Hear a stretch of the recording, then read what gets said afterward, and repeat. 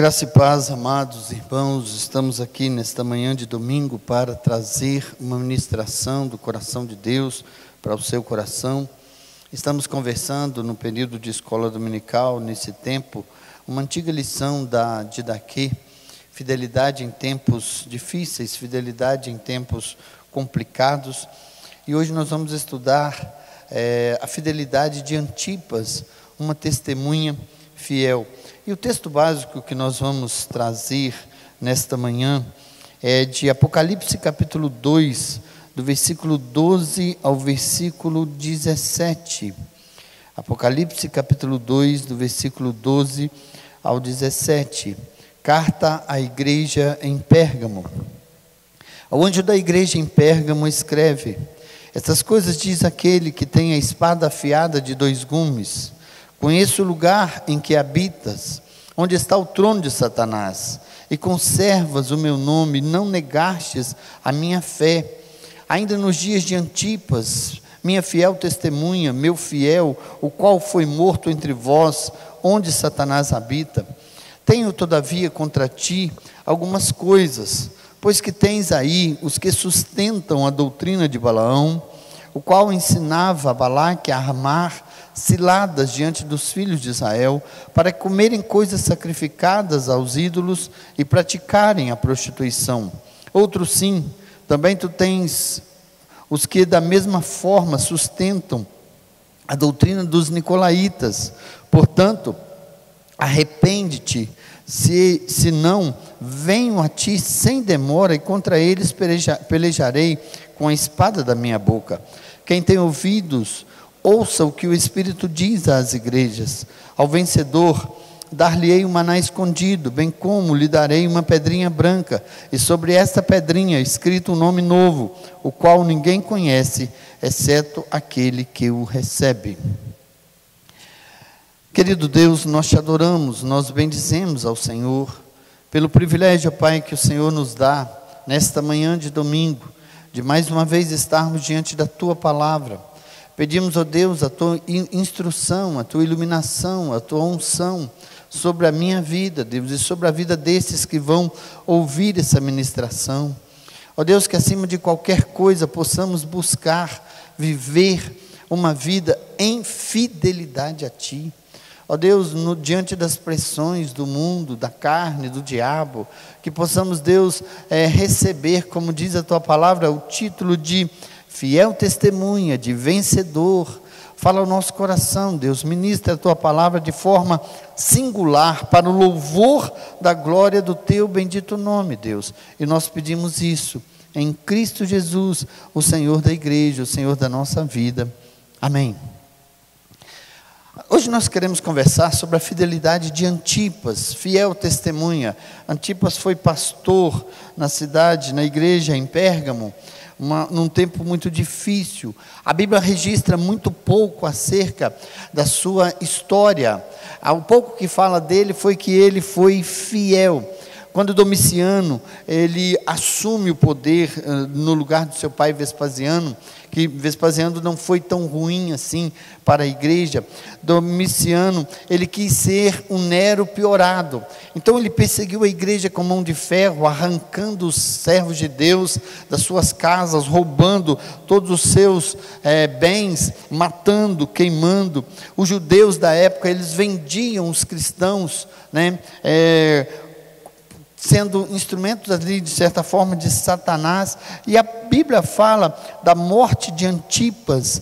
A Tertuliano, o grande historiador, registra que ele foi colocado dentro de um boi de bronze, e eles colocaram fogo dentro desse boi, por fora desse boi, e ele cozinhou, ele morreu queimado dentro desse boi. E a palavra do Senhor registra aqui nesse texto um pouquinho acerca quando o Senhor reclama a infidelidade da igreja em Pérgamo, e também a fidelidade, ele elogia a igreja. Nós sabemos que as cartas às igrejas é sempre assim. Primeiro, o Senhor Jesus passeia no meio do candeeiro, e ele diz assim: eu conheço as tuas obras. Ele conhece a história da igreja, Ele conhece a minha vida, a sua vida, Ele conhece a nossa vida. Não adianta, nós nos enganamos, nós enganamos a nós mesmos, nós nos enganamos pai, mãe, filho, esposa, esposo, pastor, presbítero. Pastor engana a igreja, mas nós não enganamos ao Senhor, porque a Bíblia diz que Ele passeia no meio da igreja, e Ele diz assim: eu conheço as tuas obras. Então, mas nós não vamos aqui, claro, vamos dar uma entrada nessa fidelidade da infidelidade da igreja em Pérgamo, mas nós queremos falar da fidelidade desse servo fiel que foi Antipas. E a primeira verdade que eu gostaria de pensar com vocês, a fidelidade está em conservar o nome de Jesus. Foi o próprio Jesus que disse isso. Portanto, todo aquele que me confessar diante dos homens, também eu confessarei diante do meu Pai que está nos céus. E ele completa: aquele que me negar diante dos homens, também o negarei diante do meu Pai que está nos céus. A grande responsabilidade da igreja hoje é não negar o nome de Cristo, é não negar o nome de Cristo através da sua boca, porque com a boca confessa, com o coração crê, mas com a boca confessa. O próprio apóstolo Paulo, na carta aos Romanos, ele afirma: se com a tua boca confessares Jesus como Senhor, e em teu coração creres que Deus o ressuscitou dentre os mortos, será salvo.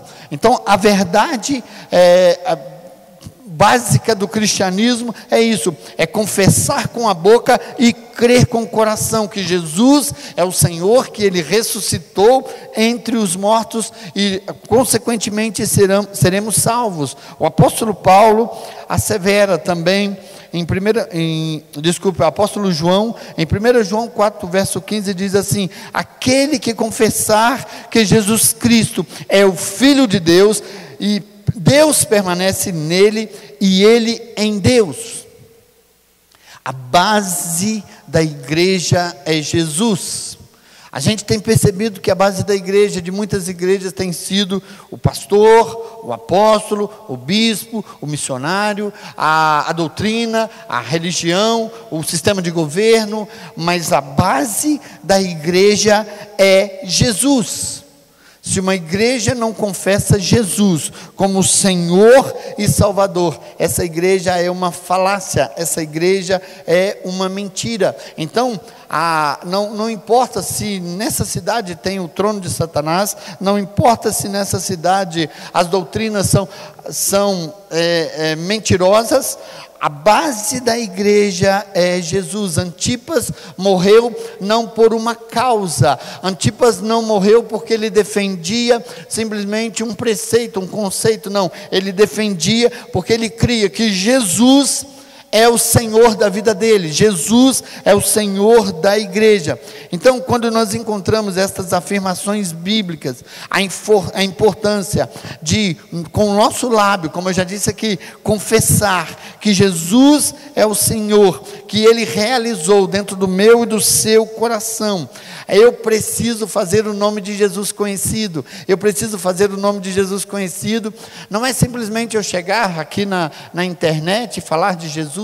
Jesus te ama, Jesus salva, Jesus perdoa, Jesus... não é apenas isso. É eu confessar com os meus atos, com as minhas atitudes, com os meus gestos, com a minha postura de vida, que Jesus mudou o meu viver, que Jesus é o Senhor da minha vida. Então, é exatamente assim que Antipas é lembrado, mesmo diante da perseguição, mesmo diante do ódio, mesmo diante da fogueira, mesmo diante de ser colocado dentro de um boi de bronze. A história registra, e Jesus fala aqui, que ele foi minha testemunha fiel. Ele foi minha testemunha fiel. Esse é um grande legado que a igreja precisa aprender. Testemunha é contar daquilo que viu, é daquilo que estava presente, é daquilo que você pôde participar. Antipas foi a testemunha fiel, porque ele não negou o nome de Jesus. Ele foi fiel até a morte, até diante da morte. E com certeza ele recebeu a coroa da vida. Então, meu amado, essa é a primeira verdade. A segunda verdade, a fidelidade está em manter-se firme diante das falsas doutrinas. Quando João escreve essa carta, inspirado pelo Espírito Santo de Deus, ele escreve à igreja em Pérgamo. Pérgamo, além de ser o centro do culto ao imperador, era um lugar onde se sustentava a doutrina de Balaão, onde o Senhor critica a igreja porque eles comiam coisas sacrificadas aos ídolos. E eu vou falar um pouquinho sobre Balaão, voltando lá no Velho Testamento. E ele ensinava a doutrina da licenciosidade dos nicolaítas. Os nicolaítas, eles eram partidários de um pensamento gnóstico, que enfatizavam coisas espirituais em detrimento das materiais.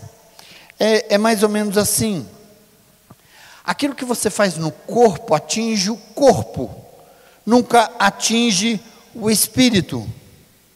Então, aquela ideia de permissividade no comportamento, os nicolaítas não viam problema em participar de nada, em fazer qualquer coisa. Tudo estava certo. Se não atingir o espiritual, não tem problema. Havia também, nesse tempo, aqueles que seguiam a doutrina de Balaão, quando o povo de Deus foi conclamado a cultuar, a fazer coisas estranhas diante do Senhor. Então, a ideia é: Balaão, vocês podem comer coisas sacrificadas a ídolos, vocês podem misturar prostituição com culto, e os nicolaítas, a licenciosidade. Tudo pode fazer, está tudo certo. Então, quando a gente olha aqui na palavra de Deus, esses registros lá do Velho Testamento, uma verdade que nós precisamos traduzir para a nossa vida, é que Cristo vê uma igreja que começa, de certa forma, tem o pastor que é fiel, o pastor que é morto, o pastor que não se vende, o pastor que não negocia os valores do reino de Deus por nada. Mas ele percebe aqui, o Senhor percebe, que dentro da igreja existem aquelas pessoas que seguem doutrinas estranhas. E uma das coisas da fidelidade em tempos difíceis, é que nós precisamos acordar para viver uma vida de fidelidade doutrinária. O que aconteceu lá no Velho Testamento? Balaque contratou Balaão, um profeta, para amaldiçoar Israel. E ele levantou a mão, o povo de Israel estava acampado, e ele levantou a mão e ele começou a amaldiçoar. Mas toda a maldição Deus transformava na sua boca em bênção. Balaque chama Balaão e diz assim: você está fazendo tudo errado. Você não está amaldiçoando esse povo, você está abençoando esse povo. Aí Balaão teve uma outra ideia. Porque o que Balaão fez? Ele usou o seu poder profético, o seu poder sacerdotal, líder espiritual, para ganhar dinheiro. É o que exatamente a gente tem percebido em muitos hoje em dia. A ideia de vender-se por dinheiro. O Deus de Balaão era o dinheiro. E ele, aquilo que Deus lhe deu, a capacidade que Deus lhe deu de abençoar, de profetizar, de falar, ele usou para benefício próprio. Mas a Bíblia diz que tudo que ele falava em maldição contra Israel, Deus transformava em bênção. Aí o que acontece? Balaque chama Balaão e o exorta. Aí ele muda a estratégia. Não adianta ficar amaldiçoando esse povo. Nós precisamos fazer com que esse povo se misture. Aquela ideia aconselhou o incitamento ao pecado. É o conselho da infiltração. Balaque, coloque prostitutas cultuais, coloque esse povo aí misturando. Um dos grandes problemas da igreja, um dos grandes problemas do servo de Deus é exatamente esse. Aquela ideia de que não tem nada a ver. está tudo certo. A ideia de Balaão era: faça esse povo se prostituir, e coloque prostitutas cultuais dentro desse povo, no meio desse povo, e também convença-os a comerem qualquer coisa, principalmente comidas sacrificadas a ídolos. Exatamente isso que tem acontecido, meu irmão, nos valores judaico-cristãos de hoje. Aqueles valores de família patriarcal, de cuidado, de uma família abençoada, de uma estrutura normal diante de Deus, está sendo completamente trocada. Os valores estão sendo trocados. Uma propaganda de cosméticos hoje, usa-se um preceito completamente contrário. Vou falar aqui abertamente. Por exemplo, a Natura pega um pai que não é pai para fazê-lo o representante dos pais. Aí as pessoas, eu vejo hoje na internet, pessoas de bem, pessoas religiosas, pessoas cristãs, defendem com unhas e dentes que pai é aquele que cuida, pai é aquele... Nós não estamos, talvez ali, nós não estamos querendo trocar que fulano lá é um bom pai, que ele cuida bem da família. Não é isso. O grande problema é que ele me representa como pai. Isso para mim é triste. Aí a gente vê pessoas de bens defendendo essa causa, como se, isso tudo é normal, é a doutrina de Balaão.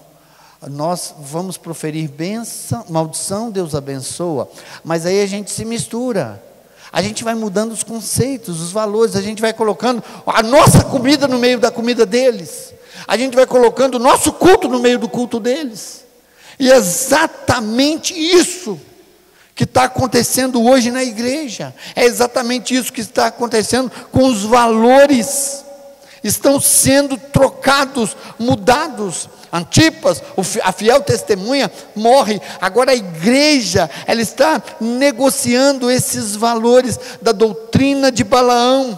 A infidelidade está dentro da igreja, aquela adesão, e eu não falo só igreja aqui, essa instituição não, aos valores cristãos, estão sendo trocados, e nesse momento, a igreja, eu não estou falando da igreja, a igreja de Cristo, ela vai se tornando infiel.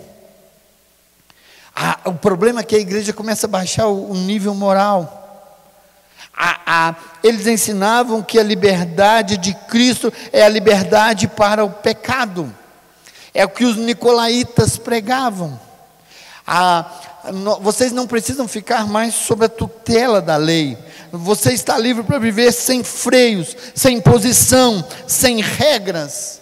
É uma mentira, a verdade se torna uma meia-verdade, a licenciosidade faz parte da vida da igreja, da vida dos servos de Deus. Os nicolaítas ensinavam que o crente não precisava ser diferente, porque quanto maior, quando a Bíblia diz assim, onde abundou o pecado, superabundou a graça, aí aquela ideia dos nicolaítas é, quanto mais você pecar, mais agraciado você vai ser com a salvação. Eles faziam uma apologia ao pecado, eles queriam que a igreja se tornasse como os pagãos, da mesma forma, e Cristo odeia os nicolaítas. Cristo odeia a doutrina do pecado. Sabe por quê, meu irmão? Cristo odeia o pecado. Cristo odeia essa licenciosidade, essa mistura.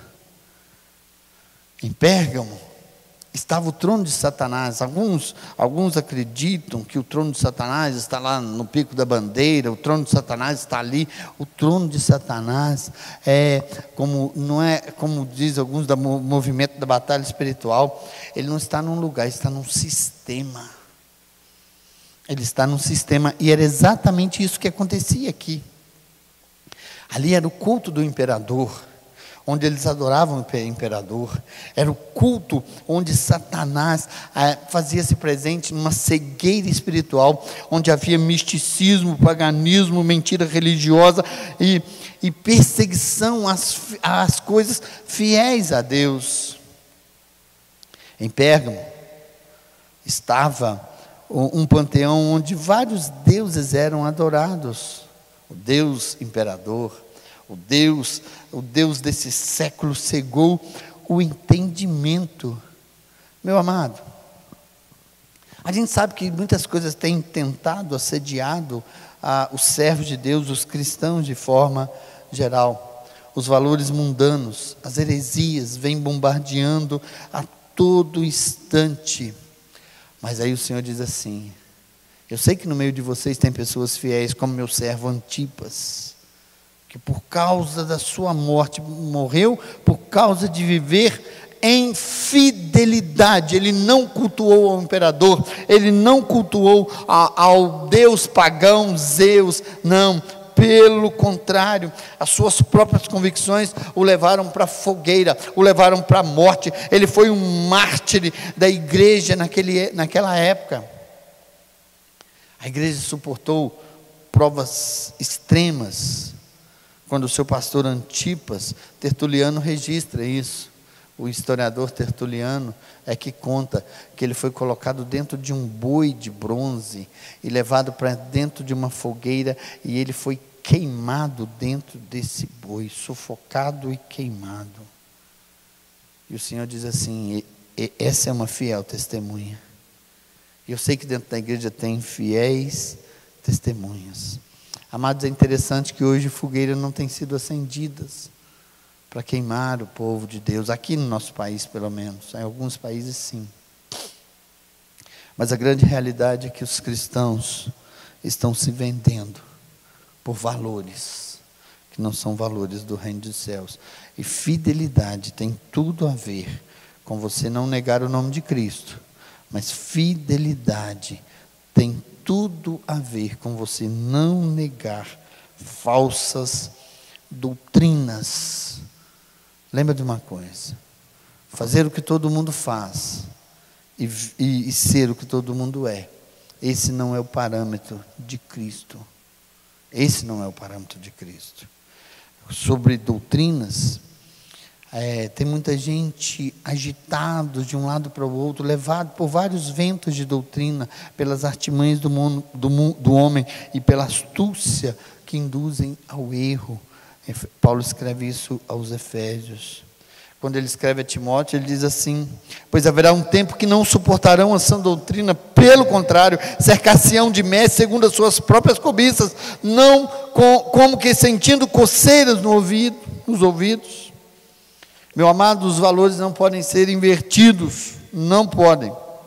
O reino de Deus é o reino de Deus, as pessoas de Deus são as pessoas de Deus. Não deixe se vender por nada. E é muito interessante, a gente olha para a história de Antipas, fiel testemunha, servo de Deus, aí a gente fala assim: mas por que Deus permitiu que ele morresse queimado dentro de um boi de bronze? Mas eu gostaria de encerrar essa fala aqui com a última verdade, que a fidelidade a Deus será recompensada.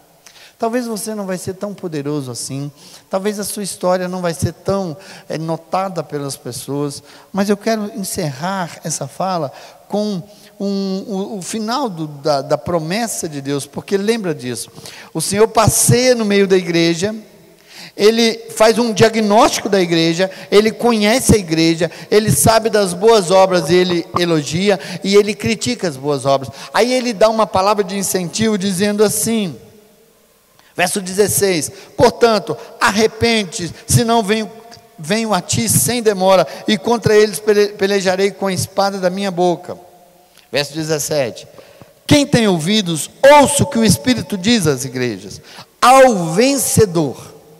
Agora é uma palavra para você que não vai negociar os valores, que você não vai se entregar às coisas desse mundo. Ao vencedor, dar-lhe-ei do maná escondido, bem como lhe darei uma pedrinha branca, e sobre essa pedrinha escrito um nome novo, o qual ninguém conhece, exceto aquele que o recebe. Sabe, meu amado, essa vida aqui ela é muito passageira, ela é muito rápida.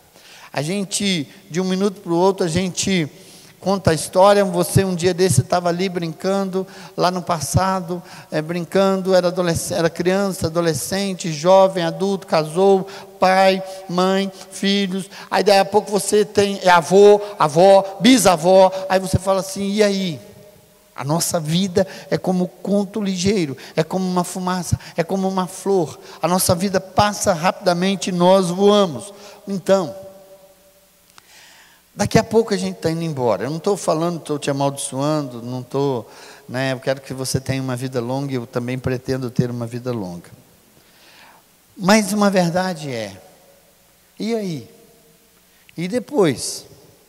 E depois, como que vai ser a sua vida? O Senhor diz assim, ao vencedor, aquele que for fiel, aos que se opõem aos ensinos dos nicolaítas, aqueles que permanecem fiéis a Cristo, aqueles que não entram na doutrina de Balaão, de comerem o que todo mundo come, e de fazer o que todo mundo faz, de viver de forma longe do Senhor, ao vencedor, dar-lhe-ei do maná escondido, bem como lhe darei uma pedrinha branca, e sobre essa pedrinha escrito um nome novo. Quando a gente pensa em maná, a gente lembra, na época de Balaão, que amaldiçoava, Deus cuidava daquele povo, daquele arraial, com maná. Deus cuidava daquela geração com o alimento do céu. A ideia aqui, meu irmão, Jesus um dia disse assim, eu sou o pão vivo que desceu do céu. Aquele que comer desse pão, não tem mais fome. Quem come desse pão aqui da terra, tem fome toda hora. Mas quem come do pão dos céus, não tem mais fome. O que Jesus está falando, para mim e para você, é que Ele vai dar do maná escondido. Ele vai dar o melhor pão. A ideia da ceia do Cordeiro de Deus, quando nós estaremos eternamente nas bodas do Cordeiro. O vencedor vai receber exatamente isso. É esse maná, é esse pão vivo que desceu do céu. Deus está prometendo nutrir você em fidelidade aqui, em fidelidade às coisas que vão acontecer aqui, e Deus te promete que você vai receber o maná escondido, você vai receber a salvação, você vai participar das bodas do Cordeiro na eternidade. E uma pedrinha branca, eu gosto muito desse negócio de uma pedrinha branca. Quando lá atrás alguém era julgado e absolvido, ele recebia uma pedrinha branca, para ninguém o condenar. Ele andava com essa pedrinha branca. Essa pedrinha branca também era dada a algumas pessoas que iam para determinadas festas. É como aquela pulseirinha, que você pode entrar. Aquela pedrinha branca era dada às pessoas que estavam nos festivais, nas festas. Agora vamos espiritualmente. Eu não sei como que vai ser, mas a Bíblia diz que será dada uma pedrinha branca. A palavra do Senhor fala de um novo céu, de uma nova terra, de um novo corpo, de um novo nome. E nessa pedrinha branca vai ter um nome novo.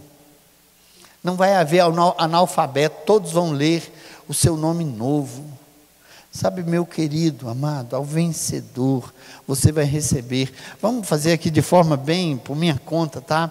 De forma assim, bem humana. Já pensou na chamada dos céus? Na chamada, aí você tem um nome novo, numa pedrinha branca, e o Senhor falando o seu nome. Ao vencedor. Aqueles que participam da grande festa do céu, pode entrar com aquela pedrinha branca e dizer, eu estou aqui pela graça bendita e salvadora de Jesus Cristo. É isso que Antipas recebeu. Foi isso que Antipas recebeu, um nome novo. Um nome novo numa pedrinha branca. Ele vai poder comer do maná escondido, o pão vivo que desceu do céu, que é Jesus Cristo. A maior festividade da igreja, a maior alegria da igreja é exatamente essa. Então eu vou falar para você, encerrando aqui, meu amado. Não negocie os valores do reino dos céus. Não negocie por nada. Viva uma vida de completa fidelidade a Deus. Ame a Deus, sirva a Deus. Não negocie os valores benditos do reino dos céus. Deus chamou você para o louvor da glória dEle. E Deus cuida de você. Assim como Antipas, fiel testemunha, num tempo difícil, num tempo de perseguição, num tempo de idolatria, num tempo de ecumenismo, onde se havia uma mistura entre tudo aquilo que, entre paganismo e religião, quando o imperador era contra a igreja, ele decidiu perder a vida, mas não perdeu a sua convicção, os seus valores. Ele perdeu a vida, mas o nome dele ecoa pelos séculos de Antipas, a fiel testemunha. Que Deus possa te abençoar e que você viva em fidelidade a Deus, não comendo a comida de Balaão e nem fazendo as coisas dos nicolaítas. Que Deus muito, muito, muito te abençoe em Cristo Jesus. Pai amado, nós te adoramos, nós glorificamos o teu nome, pois sabemos, ó Deus, que o Senhor sempre teve, sempre terá o seu remanescente fiel. Obrigado, Deus, por Antipas. A Bíblia pouco registra o seu nome, a sua história, mas sabemos, ó Deus, que ele foi um servo elogiado pelo Senhor. Obrigado, Deus, porque o Senhor passeia no meio da igreja.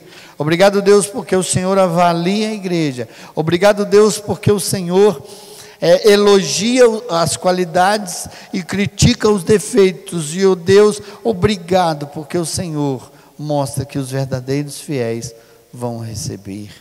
Obrigado pelo maná escondido que está reservado para nós. Obrigado, Deus, pela pedrinha branca com o nosso nome novo. E nós te louvamos, Pai, em Cristo Jesus, o culpado, o único responsável por nossa salvação. E nós te louvamos em Cristo Jesus. Amém. E a graça do nosso Senhor e Salvador Jesus Cristo, o amor de Deus, o nosso Pai, a comunhão bendita do Espírito Santo, repouse sobre você, meu amado, hoje e para todos sempre. Amém e amém. Que Deus muito te abençoe.